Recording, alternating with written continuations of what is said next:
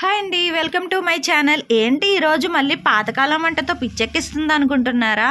మరి ఏం చేస్తామండి, ఈ వంటలు అంత ఫేమస్ అయినప్పుడు పాల ముంజలు ఎలా చేసుకోవాలి ఏంటి అనేది ఈ వీడియోలో అయితే మీకు చూపించబోతున్నానండి. వచ్చేది వరలక్ష్మి వ్రతం కదా, అమ్మవారికి చాలా ఇష్టమైన వంటకం కాబట్టి ఇది మీకైతే నేను వీడియో చేసి చూపిస్తున్నాను. ఇది అమ్మవారి దగ్గర పెట్టి మీకు కోరికలు ఏమన్నా కోరుకుంటే మీకు అంతా మంచి జరుగుతుందని ఈ వీడియో అయితే తీసానండి. చాలా సింపుల్గా ఎలా చేసుకోవాలి ఏంటో అనేది చూద్దాము.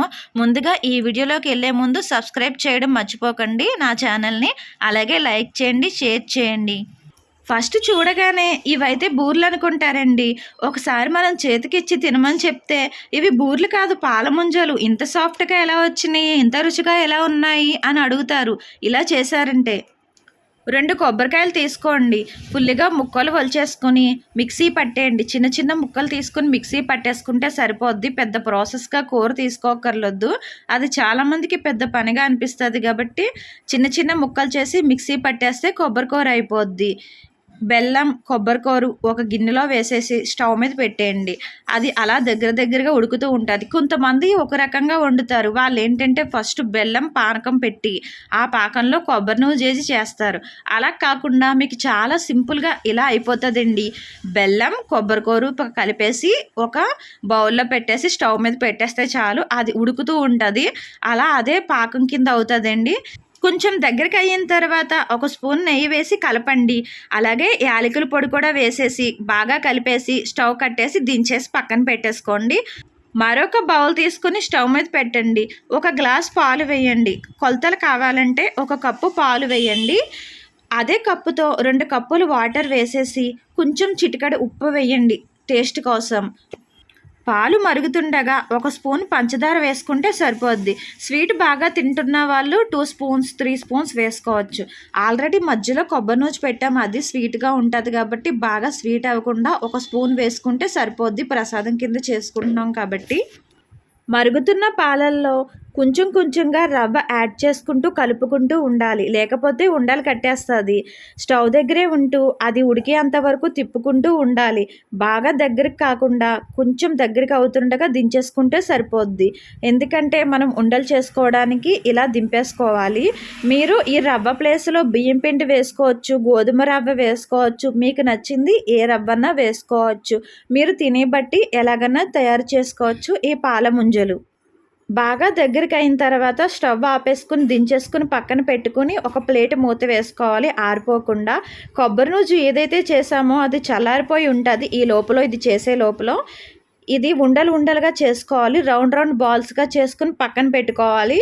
ఇది కూడా ప్రసాదం కూడా ఒత్తుకుని మనం ఏదైతే బాల్స్ కింద చేసుకున్నామో కొబ్బరి నూజు ఉండలు అందులో పెట్టుకుని రౌండ్ బాల్స్ కింద చేసుకోవాలి.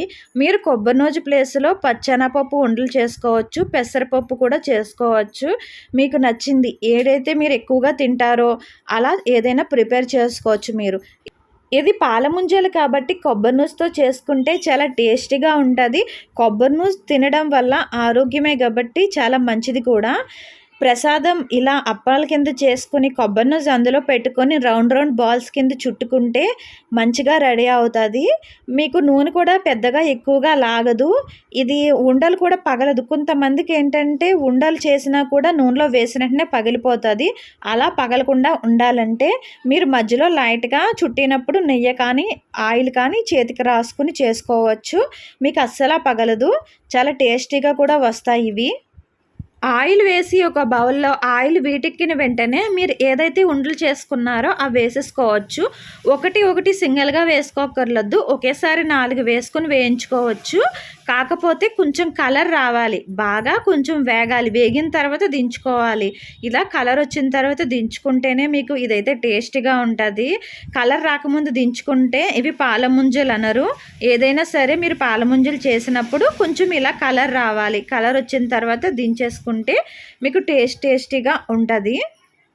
ఆయిల్ వీటెక్కినప్పుడు పెద్ద మంట పెట్టుకోవచ్చు స్టవ్. తర్వాత మీరు ఆయిల్ కాగిన వెంటనే చిన్న మంట మీద పెట్టుకుంటేనే మీకు బాగా వస్తాయి. అప్పటికే ఆయిల్ వీటెక్కి ఉంటుంది కాబట్టి బాగా లోపల కూడా ఉడుకుతుంది. చాలా ఈజీగా చేసుకోవచ్చండి. ఇది ప్రాసెస్ చాలా సింపుల్.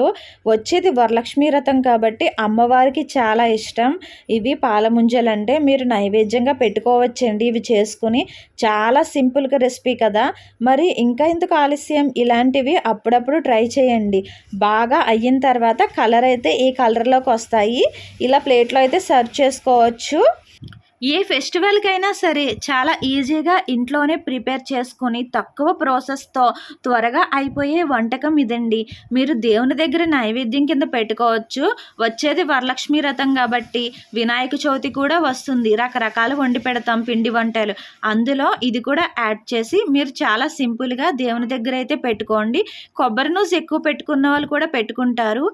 నేనైతే లోపల ఎలా వచ్చింది ఏంటి అనేది మీకు ఓపెన్ చేస్తున్నాను. లోపల చూడండి కొబ్బరి నూజు ఇలా ఉంటుంది. నూజు ఎక్కువ పెట్టుకున్న వాళ్ళు పెట్టుకోవచ్చు కొబ్బరి నూజు. మేమైతే తక్కువ పెట్టుకున్నాము. ఇలా అయితే ఉండలు టేస్ట్గా ఉంటాయని చెప్పేసి మీరు కూడా ఇలా చేసుకోవచ్చు. ఈ ప్రాసెస్లో పాతకాలం వంటలు అని బోర్గా ఫీల్ అవ్వకండి. ఇలాంటివి అప్పుడప్పుడు ట్రై చేయండి. ఈ వీడియో నచ్చితే కనుక లైక్ చేయండి.